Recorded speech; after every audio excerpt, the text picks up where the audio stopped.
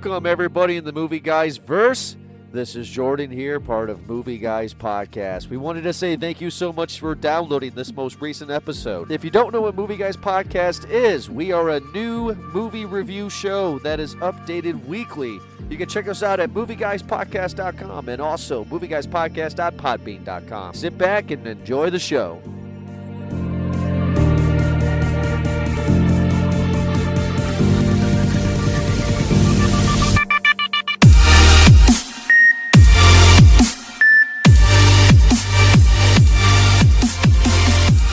Valor Morgulis, everybody, and welcome to an awesome episode, a special episode of of Movie Guys Podcast, Game of Thrones premiere. We've been waiting 2 years. I am Ed of House Newcasterly Rock. I am joined with Eric of House Hitsville.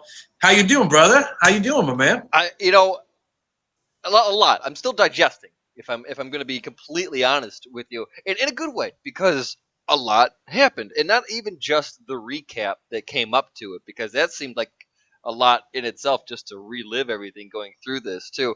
Luckily, though, there have been, aside from watching those shows, there have been so many just videos out there and substance to bring everyone up to speed. But I didn't need any reminder. We knew what was gonna, or we knew what was happening, and it's great because nobody else in Game of Thrones knows what's going on, but we do, and now we kind of get to this point where everyone's caught up in the game. Yeah, 100%. I've spent countless hours on YouTube watching theories and watching Easter egg things, and plus the 67 plus hours leading up to this, of episodes, man. And like I said, we've been waiting 2 years for this, and we open up with a new intro. Yeah, that was already in itself, which I think, I didn't even know this, by the way, but there are, and of course, why not, betting pools everywhere right now of yeah, exactly, of who will die, which houses. People are betting on houses right now. Oh, are they really? Yeah, and not just on maybe other main social medias, but yeah, it's pretty cool, because I know a lot of them are having an option where you can rep a banner or a house rather. So it's the fever's here, and the winter is here, and that's everyone's ready for it. That opening, it was, well, I mean, shit. Where do we what to talk about first? Because you wanted to see, you talk about the opening, and you get a different sun off the deck, right off the bat. Yeah, you can see it from the split second intro, and it's one of those things that this is the last season, and this is the first time we get a different opening. That we go through and I don't want to spend a whole lot of time on this, but we go through the crypts of Winterfell. We go through how far the White Walkers have traveled. They show the fall of the wall, and we show and you see King's Landing. Normal things that they had in the previous intro, but it's a lot different, man. It was really cool. I thought it was one of those things that I did not expect of anything. I mean, yeah, okay, anybody can die. We know the show, but the opening, the intro, that was something that I'm sure was, if we were had betting odds, was 1,000 to 1 to have a different opening. It keeps going though with more and more goosebumps moments where you see Arya kind of, and they actually, DB had actually said after the Thrones that it's kind of a callback to how it started, where she was, how she was a kid and she acted, and how she's so grown now and matured. But these goosebump moments where you get this reunion where she's kind of incognito and just in the crowd, blending in, and seeing all of these faces that through her life that have been huge markers, chapters in her book. Right. It's great because I get different emotion. I almost see when John was walking past her, just hoping that they catch, just that's all that she wanted, and it was like a look of disappointment when she didn't get that, and then she kind of sees other people rolling like the Hound, and she's just like, oh man, fuck that guy type of thing. Yeah. So a lot of great acting in this moment too. Through everyone too. You get to see a lot more character arcs too, like to Sansa, because you get to see this little taste of this we know that you're a bad bitch, we get that, but at what point can you just like drop it and be like, hey, this is, you're the person who you trust, Jon Snow, is really being like, no, bitch, this is happening. Like Yeah. death is coming. You don't seem Mhm. convinced yet, and so okay. Oh yeah, and and Jon Snow walks in and he sees Bran for the first time since he left for the Wall, and he hugs him, and he didn't, because he had no idea. He knew that he'd fallen. He knew Great that moment he too. was he was a cripple. Carry on from last year, or not last year, last season, excuse me, it was 2 years ago, where the reunion starts to happen of what we think is, anyway, of the Starks. And like you said, Arya starts to see the Hound and starts to see people that she had put on her list. And we see Jon Snow and Dany pull into Winterfell. And this is a big moment, because Sansa was really basically Cersei in this moment. Oh yeah. For the first quarter half of the episode, I saw a lot of her basically reflecting things that Cersei would have done. Distrust of Dany, just anger at Jon Snow. I'd like to get your reaction on that. What were you thinking, man? Well, that's a good way of putting that. But yeah, her demeanor is that one. You never get my trust. I'm never gonna let you show, Mhm. or never gonna show my trust towards you. I'm never going to let it be that easy. Mhm. I like Right. that. She putting on a face, Mhm. a leader face, kind of all the time. That just like, no, I'm never sold or believing you type of thing. And then the other Right. part, Sansa also seems like she's doing like she's always brewing something. Like she's coming up with something in the back of her mind. Um, Right. and I like that you had that moment with her and Tyrion where they kind of met up, and it's almost like there was a little battle of wits there, and you could Yeah. tell that respect was being tossed around back and forth because of how they were talking to each other, where it was, just kind of a handshake with words, every other word. It was great. I really enjoyed that. It was good how they did The that. To me, the quintessential moment that sort of showed Sansa as Cersei in that kind of way, where she had learned, and we've known that from the last year or from the last season that she had learned a lot from her, was when she says to Tyrion, "I thought you were the cleverest man I ever knew." Big line. Yeah, that was a huge line. When she's referring to the fact that he believed his sister when they were sending the Lannister army. So the next scene we get into is in the house of Winterfell. We're in Winterfell. We see Sansa, we see Tyrion, we see Jon Snow, and we see Dany. Yeah. And I forget her name. It's escaping me, and I apologize. But the badass little girl who is now the Lady the Mormont. Lord of, Lady Mormont. Yes, correct. So she's the one that's been the one that stood up for Jon Snow the entire series that she's been the lady of her house, right? And Yeah. she's the first person to stand up and say, F you, right? Fucking Like, put the balls on that girl, dude. you left with a crown, and you came back with a queen, and you bent the knee. Yeah. That was a huge moment. That You was a have huge this Avengers type moment in this show just because everyone is getting their camera time. And there's a moment. lot of players in the game right now, and she is no exception. She's in this. She's got a lot of stake in this. And Lady Mormont is just like, no, dude, it's not just you. This is my reputation on the line too. You Mhm. better fucking produce something here. Right, right, And right. all I got is this princess you brought back, and I ain't buying it. So Mhm. Mhm. this is a big move for John, because he knew, like, back in season 7, that if he did this, then he's going to have a lot of questions back in Winterfell in the north, and he does anyway, because that's obviously what a king does, and we get that Right. repeated later on too with well, geez, there again a lot of big scenes here, and everyone did so Mhm. well with it too. I mean, I don't know if we would just want to cut right to a lot of the Samwell thing. I mean, but that's what I'm thinking of right now is Yeah, the scene between 100%. Sam and Danny.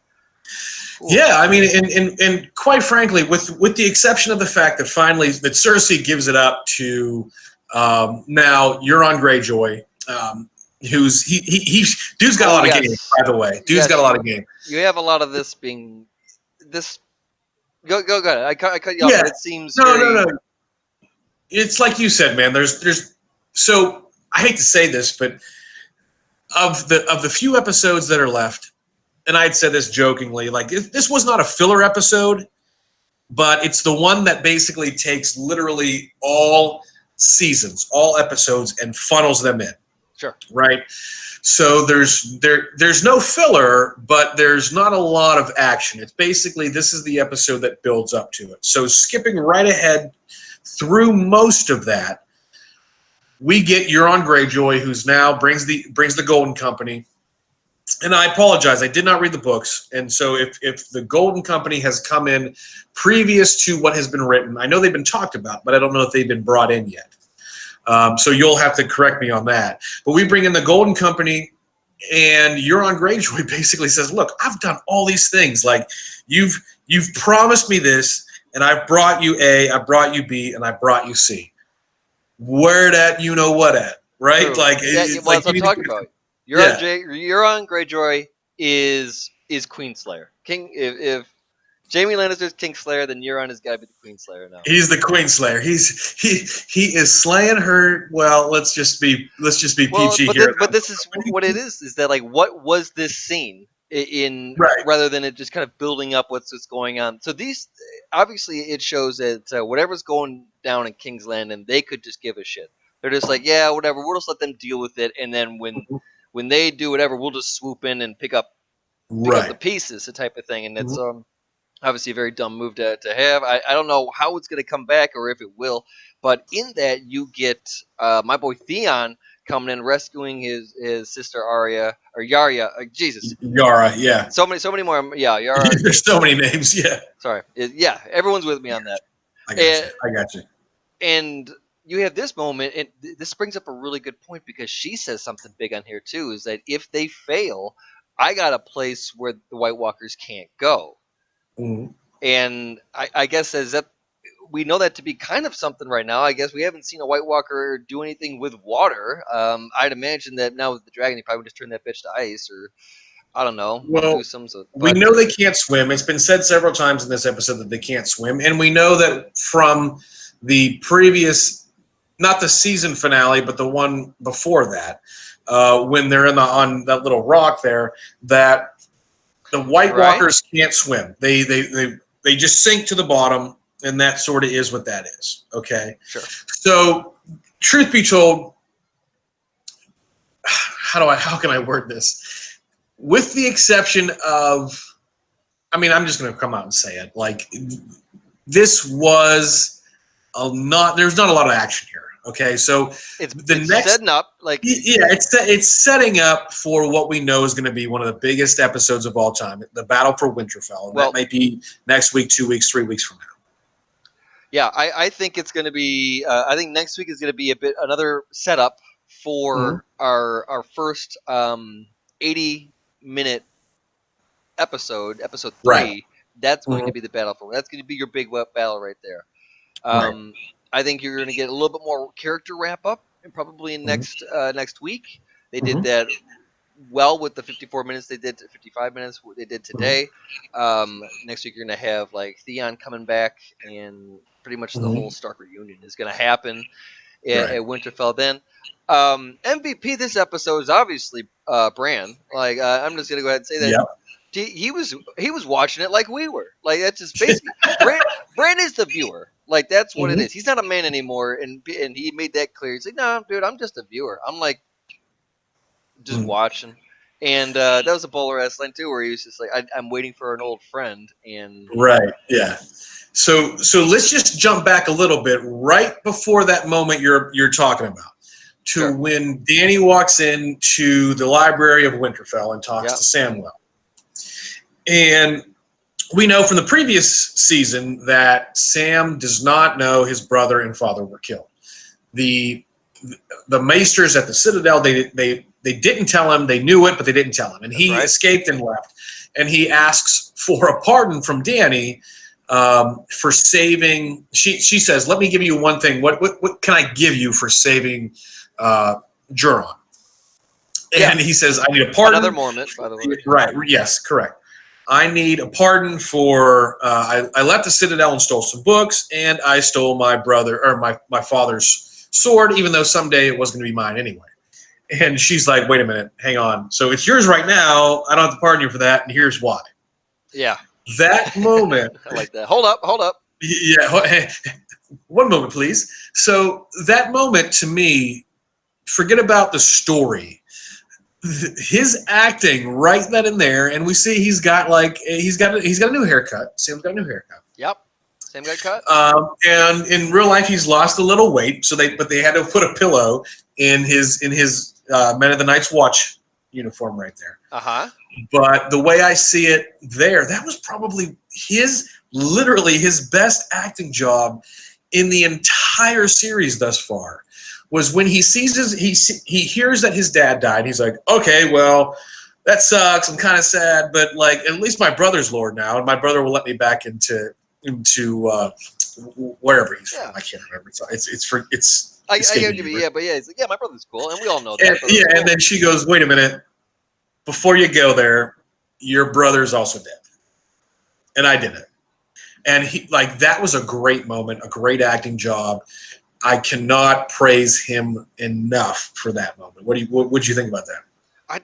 No, you had a strong moment from him, and obviously you put him, John, is that or whatever, John Bradley is the character. That is his name, but we're gonna call him Samuel. Samuel, you put him in a position to really show a lot here, non-verbally, and you get not even just from him, but you also get a character from Danny here, because she has a decision. She's trying to convey that she's being a queen. She's being, enacting these rules and being, following through with her justice and her honor and shit like that. And that's just, hey, this is the way of how it is right here. You disrespect me, get shot.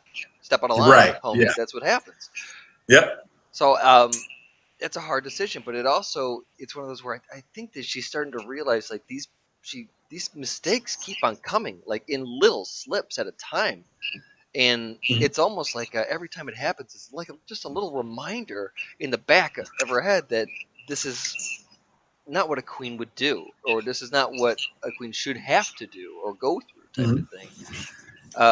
And it's going to make it harder for her to win people over as well too. That was great, and especially because Samuel has now a decision to make, where there's a higher cause right now. He can't put this at the front. This is a lot. It's a big hit, but he's got to swallow that for a second. Yeah, and then immediately after that scene, he walks out because he's trying to collect himself, and Bran stops him in his tracks, and he goes, "Stop what you're doing." Emotionless, because he is the three-eyed raven at this point. Yeah. Emotionless, he says, "Stop what you're doing. I don't care what your feelings are right now. We have to go talk to my brother, but he's not really my brother. We have to go talk to Jon. And you've got to go do it."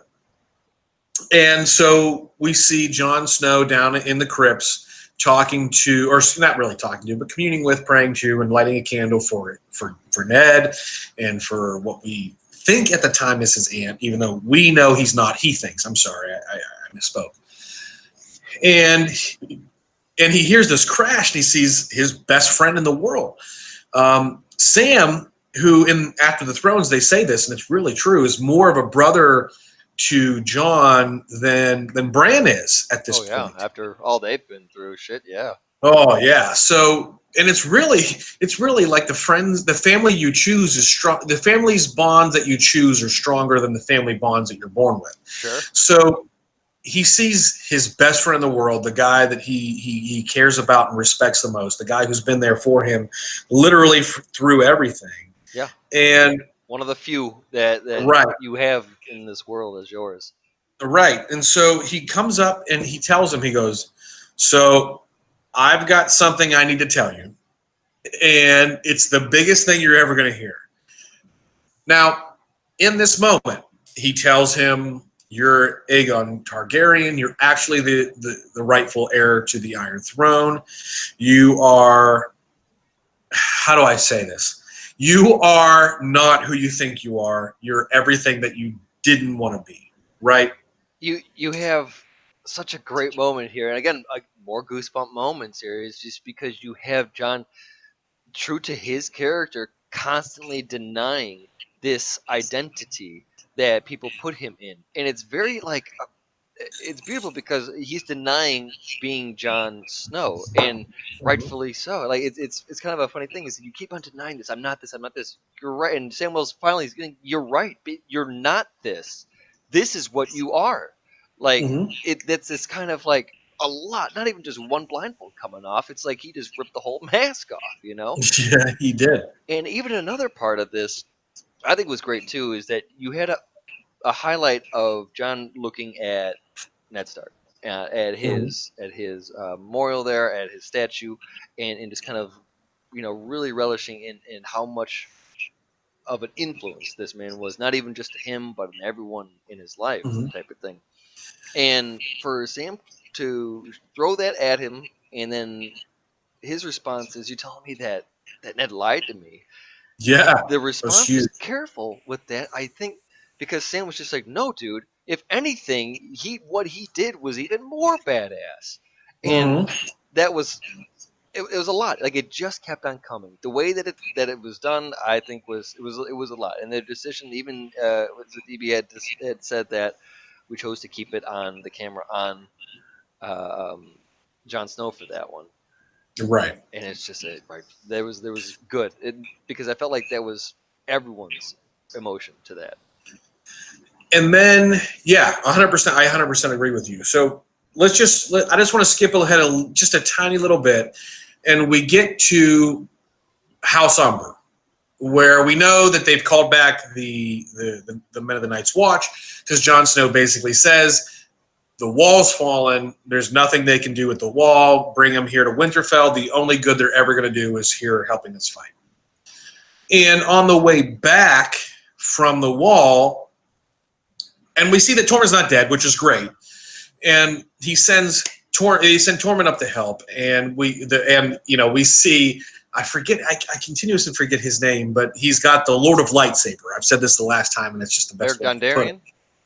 Yes. He's on his last life. There's His no more last life. mushroom. Yeah, there are no more green mushrooms. He's got his last life, and he continues to have his Lord of Lightsaber, which I love. I absolutely love the fact that he can light his sword on fire. But anyway, they're sneaking through. Works well for production too in dark Yeah, castles. yeah. Although he doesn't light it until there's almost a battle with Lord Umber, and they see it's a message from the Night King. They've slaughtered House Umber, who Sansa promised, here's all these things. You can have all the wagons and everything you need to bring all your men back. That moment was like the first thing that I saw. My sister and I were texting the whole time because my sister is just as big of a fan of Game of Thrones as I am. Sure. So we were texting back and forth the whole time, and it was like, we got baby zombies now, zombabies, and it was one of those things that just like our last episode in the archives of Pet Cemetery, it's hard for me to watch dead babies, and it's hard for me to watch kids get hurt. And here we are with a kid, maybe 8-10 years old, stabbed to the wall with the arms and legs of member of his bannermen. The familiar symbol of the spiral of dismembered bodies there. Right. So let's just jump to the end. Overall, I feel like, and there's no need to really go too much more in depth on this episode. Okay. No. I feel like this episode, again, it's not a filler, but what it was the only episode, in my personal opinion, that they're going to have where they take the last 7 years of content and funnel it into one episode. And from here on out, we've got a linear story.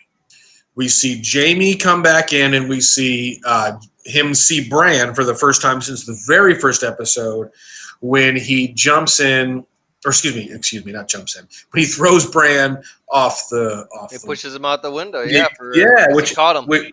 Which ended the episode and was basically the catalyst for the entire series. So you get that moment. In my personal opinion, that's like the last boring-ish sort of thought we're going to have. Okay? From here on out, it's going to be just explosion. You're going to have obviously the Battle of Winterfell. And I'm more excited than just the Battle of Winterfell, the conclusion of the story. We've got 5 episodes, or excuse me, 5 episodes left.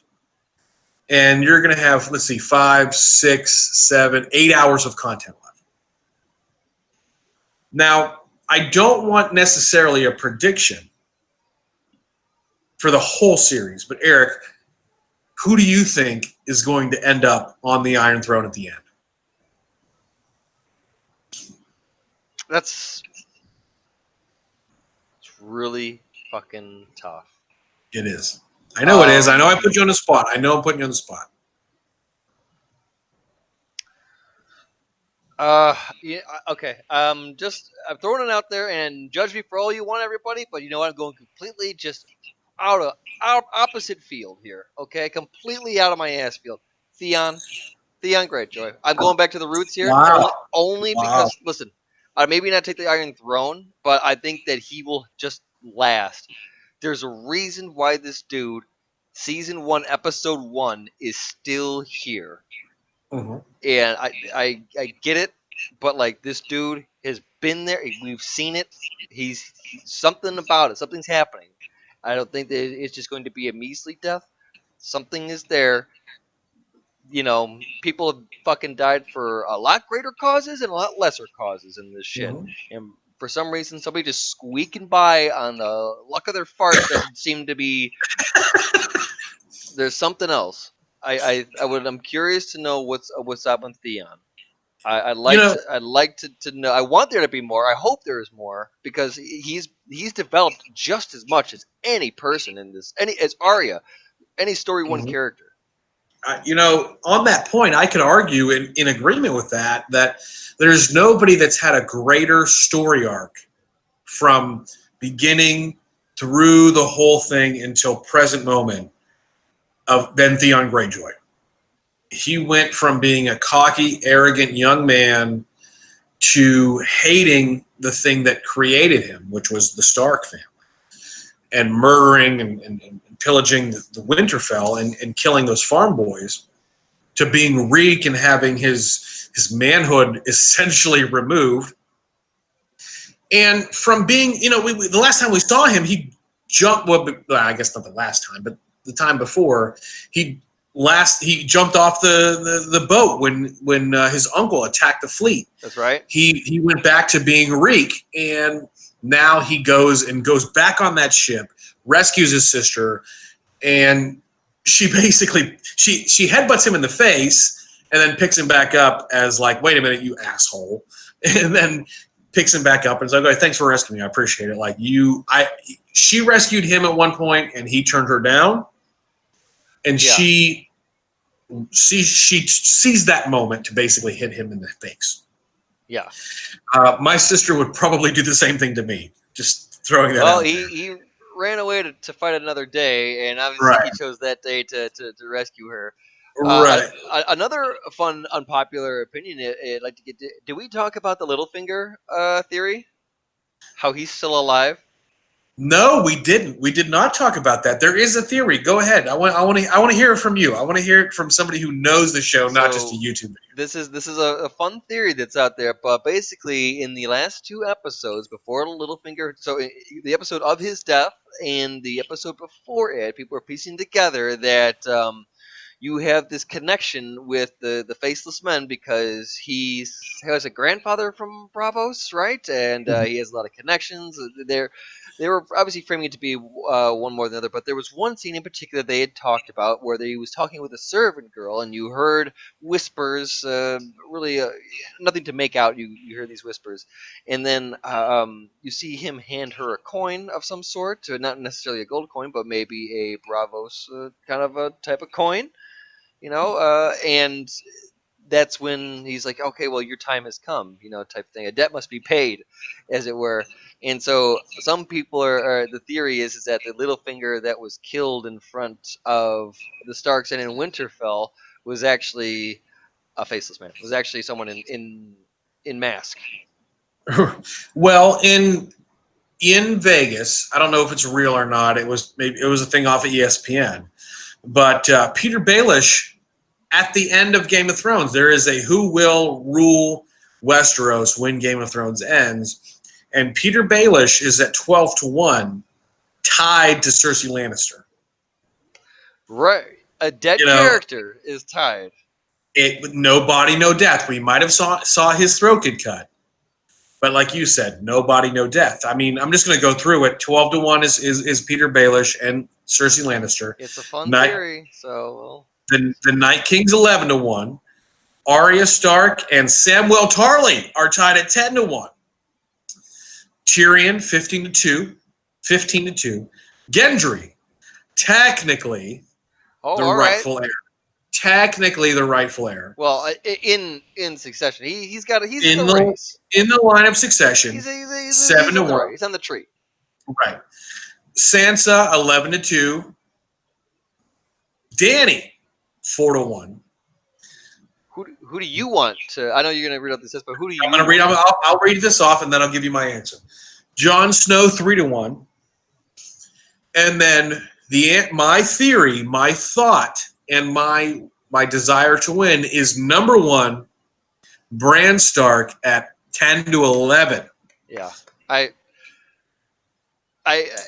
had thought kind of when this started, I was just like, it's this is gonna be about Bran, isn't it? Like I think because he looks like the Night King, right? He's just sitting there like the viewer. He's gonna fucking, I don't know, he might Sopranos us here too. I thought too, just like, I wonder if Bran will just like, suddenly it'll fast forward and it'll at the end.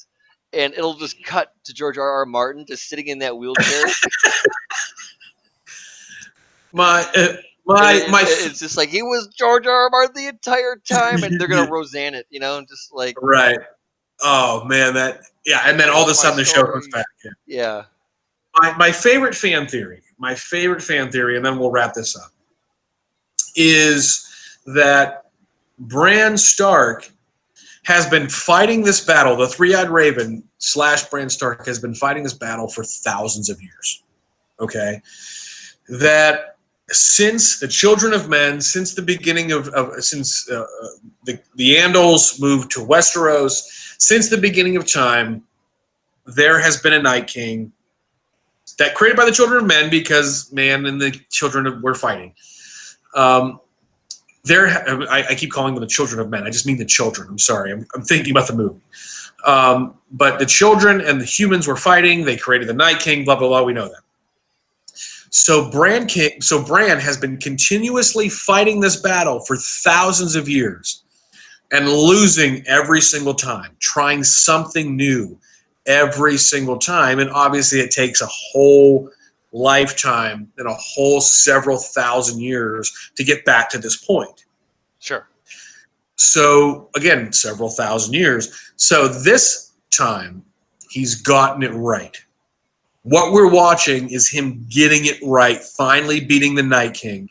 The Night King has come down several dozen times before, maybe less, and won, and then retreats back to the lands of always winter. And they go back and forth and do it again. They just start over. Okay. And I like that theory a lot. I really do like that theory a lot, which then Bran wins. The Night King kills everybody. Bran finally somehow wins and then ends up on the Iron Throne. Yeah. That's my favorite. It's one of those things where like Bran's connected and it's like, oh, you have to kill me in a certain way in order to. Right, yeah. Some sort of ritualistic fashion in order for. He basically becomes the Highlander. You have to cut his head off, and the quickening happens, blah, blah, blah. Anyway, so I don't know that I want to necessarily give this our typical popcorn rating that we do for Movie Guys podcast because we don't need to do that. We can just say. you know. Yeah. So look, everybody. Thank you so much for listening to this episode. Thank you so much for watching us live on YouTube. I've been keeping an eye on what's been going on, and it's so far has been our most watched live episode. So thank everybody that's been watching us here on YouTube, and keep us in mind. We're gonna be doing this every week for the next several weeks. Tell your friends. Tell everybody. And, of course, Movie Guys Podcast can always be found on movieguyspodcast.com, movieguys.podbean.com, and, of course, on your favorite social media sites, Facebook, Twitter, and Instagram, at Movie Guys Pod on Instagram and Twitter, Movie Guys Podcast on Facebook. Just look for the popcorn logo with headphones on it, and then look for Darth Vader sitting there drinking a beer in the Death Star. Once again, everybody, thank you so much for listening. Thank you so much for watching. Thank you so much for watching. And once again, next week, we look forward to seeing you for episode 2 of Game of Thrones. Let's go. Winter's here.